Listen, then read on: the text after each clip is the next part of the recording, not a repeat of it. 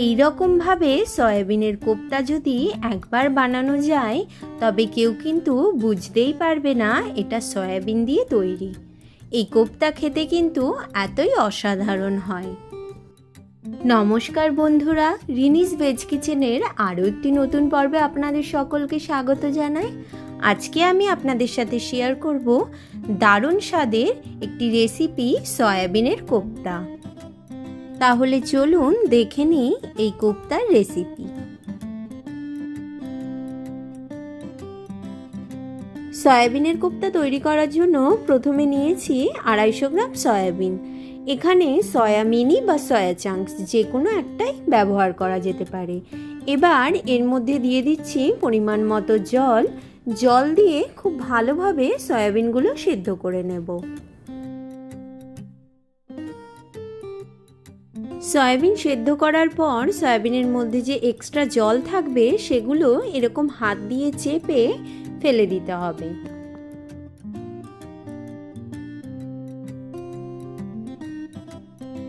আমি এখানে সয়াবিন থেকে সম্পূর্ণ এক্সট্রা জল ফেলে দিয়েছি।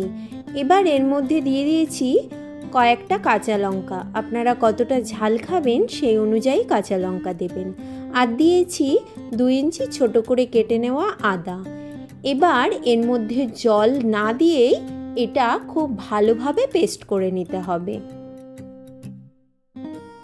যেহেতু সয়াবিন আগে খুব ভালোভাবে সেদ্ধ করা ছিল, তাই দেখুন জল ছাড়াই খুব ভালোভাবে এরকম পেস্ট হয়ে যাবে। এবার আমি এর মধ্যে দিয়ে দিয়েছি 3টে বড় সেদ্ধ করে নেওয়া আলু। একই সাথে দিচ্ছি বড় চামচের 2 চামচ কর্নফ্লাওয়ার।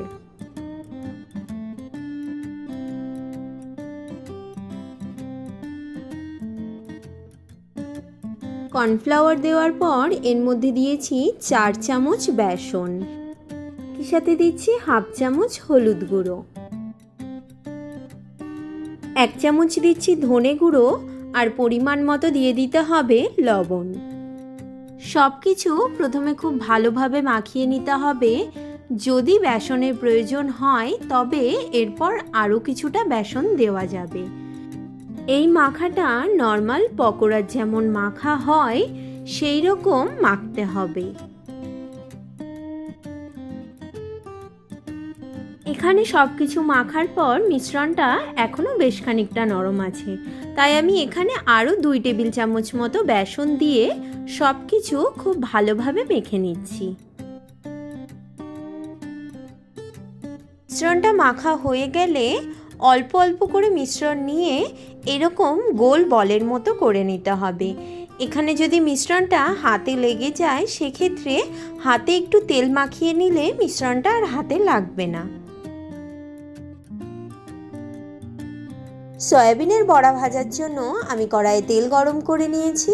আমি এখানে সর্ষের তেলে বড়াগুলো ভাজছি। তেল গরম হয়ে গেলে যেই সয়াবিনের বড়াগুলো আমি করেছিলাম সেগুলো তেলের মধ্যে দিয়ে ভেজে নিচ্ছি। বড়াগুলো লো টু মিডিয়াম ফ্লেমে একটা সাইড হয়ে গেলে অপর সাইডটা খুব সাবধানে উল্টে খুব ভালোভাবে লাল করে ভেজে নিতে হবে।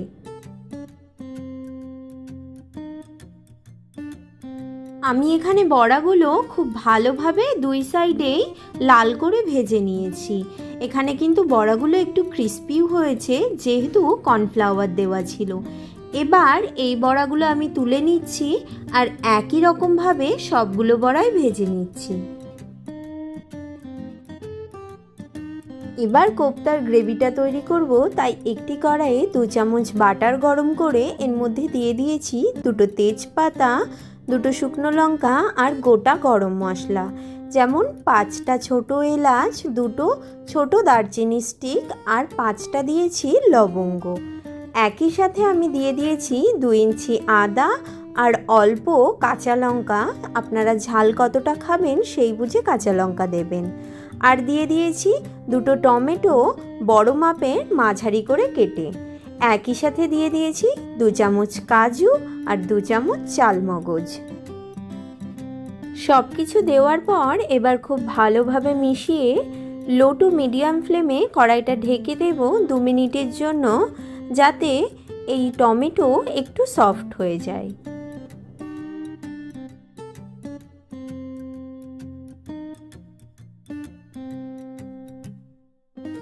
2 মিনিট পর টমেটো অনেকটাই সফট হয়ে এসছে।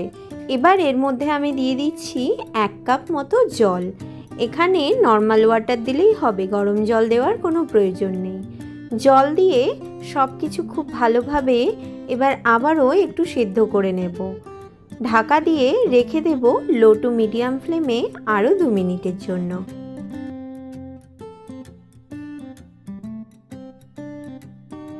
দুই মিনিট পর এখানে টমেটো, কাঁচা লঙ্কা সব খুব ভালোভাবে নরম হয়ে গলে যাবে। এবার এর ভেতরেই যে আমি তেজপাতা আর গোটা গরম মশলাগুলো দিয়েছিলাম সেগুলো তুলে নেব।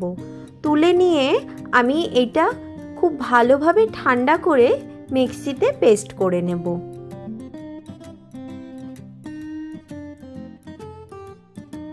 আমি এটা পেস্ট করে নিয়েছি। এবার এর মধ্যে আমি কিছু মশলা দিচ্ছি, যেমন 1 চামচ জিরে গুঁড়ো, 1 চামচ ধনে গুঁড়ো, হাফ চামচের একটু কম দিচ্ছি শুকনো লঙ্কা গুঁড়ো, আর ছোট চামচের 1 চামচ দিচ্ছি চিনি, যাতে স্বাদটা খুব ভালোভাবে ব্যালেন্স হয়। এবার সব কিছু খুব ভালোভাবে মিশিয়ে নিচ্ছি।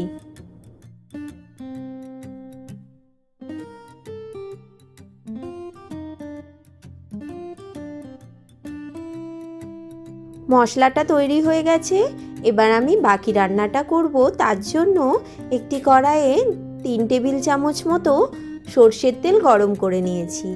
আর তেল গরম হলে তার মধ্যে দিয়ে দিয়েছি 2টো তেজপাতা আর হাফ চামচ দিয়েছি গোটা জিরে।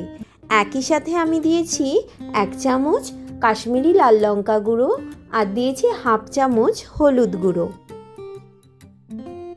এবার এর মধ্যে আমি দিয়ে দিচ্ছি টমেটো আর মশলার যে মিক্সচারটা তৈরি করেছিলাম সেটা। এখানে স্বাদ অনুযায়ী লবণটাও দিয়ে দিতে হবে। একবার চেক করে নেবেন, যদি গ্রেভিটা খুব ঘন হয় তাহলে 1 থেকে 1.5 কাপ মতো গরম জল দেওয়া যেতে পারে। গরম জলই ব্যবহার করবেন। এখানে গ্রেভিটা একদম ঠিকঠাক আছে, তাই আমি কোনো জল ব্যবহার করছি না। এবার খুব ভালোভাবে এটা ফুটিয়ে নেব।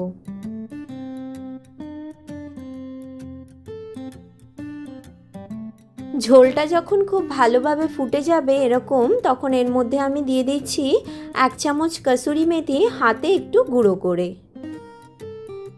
কসুরি মেথি দেওয়ার পর একটু ভালোভাবে মিশিয়ে নিয়ে এর মধ্যে আমি কোপ্তাগুলো দিয়ে দিচ্ছি।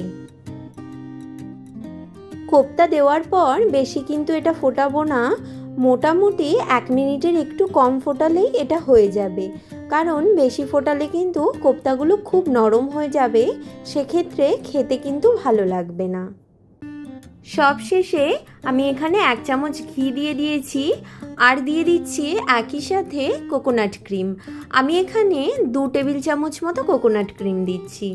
আপনারা চাইলে এখানে আমুলের ফ্রেশ ক্রিমও ব্যবহার করতে পারেন।